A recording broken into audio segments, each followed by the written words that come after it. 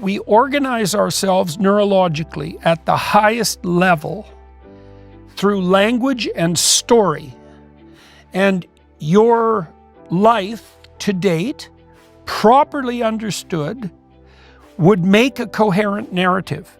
Now that's hard because you have 5 decades to contend with, and there will be elements of your past that aren't well mapped. And those are the pitfalls. Everything you don't understand about your past is a pitfall waiting for you to fall into in the future.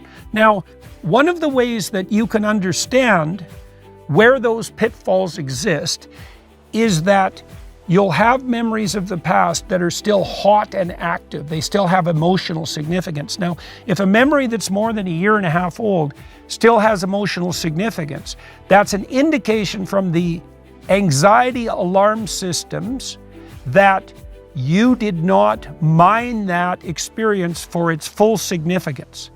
And that means that you still have something to learn to avoid falling into that pitfall again in the future, which is what you indicated that you want to do. So I would say that you could profitably spend some time writing down your life. Break your life down into 7 or 8 epochs. So sometimes people do that by their relationships. Sometimes people do it by their educational progression or their career transformations. Whatever way seems reasonable to you, or different chunks of age, whatever way seems reasonable to you to break down your life is fine.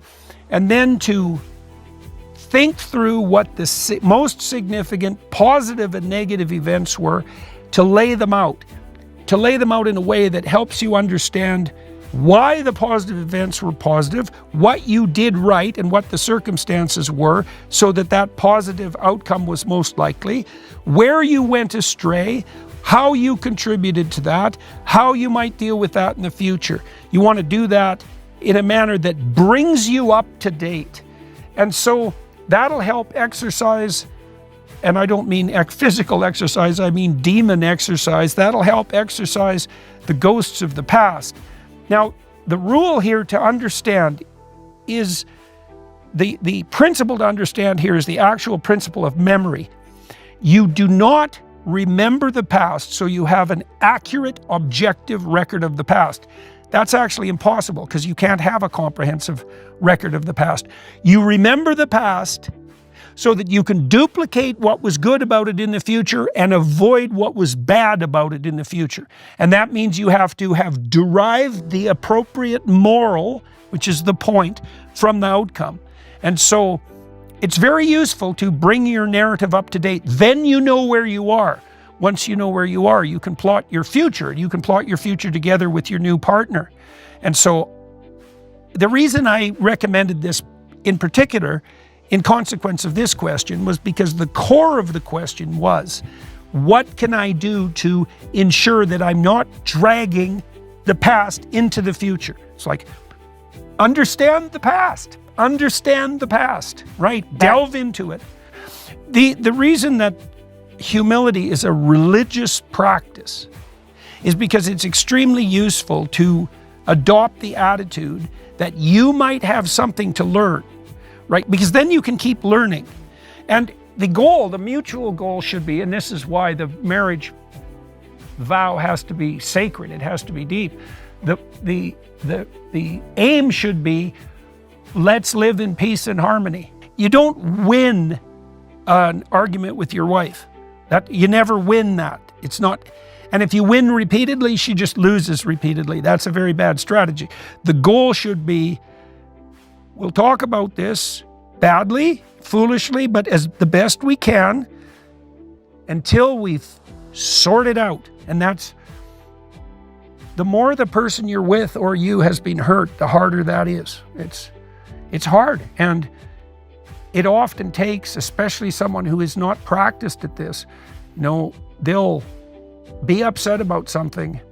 It can take them a week to figure out what's actually bothering them. You got to remember that you love the person. This is something you can really practice in your marriage. Like, as a practice, look at your wife and remember when that you love her. Remember that. Bring it to mind. Bring that feeling that you had when that was self-evident. It doesn't decline with time if you practice it. And you can, our culture is very clueless about such things. We know virtually nothing of spiritual practice. We don't practice humility, right? You have to practice that. We don't practice gratitude. To practice gratitude means you remember what you're grateful about and search for it genuinely every day or every moment. And you do the same thing with love. You have to remember. And that can really help you when you're trying to sort through something complex. You also have to allow your partner to do a good thing badly. Like when they first start to listen, when they first start to help and untangle, you got to let them flail about a fair bit. And you have to remember, since you're married, that it might take them 50 times to get it right. Just like it might take 50 dates or 50 meetings before you're even vaguely good at it. 50 negotiation sessions.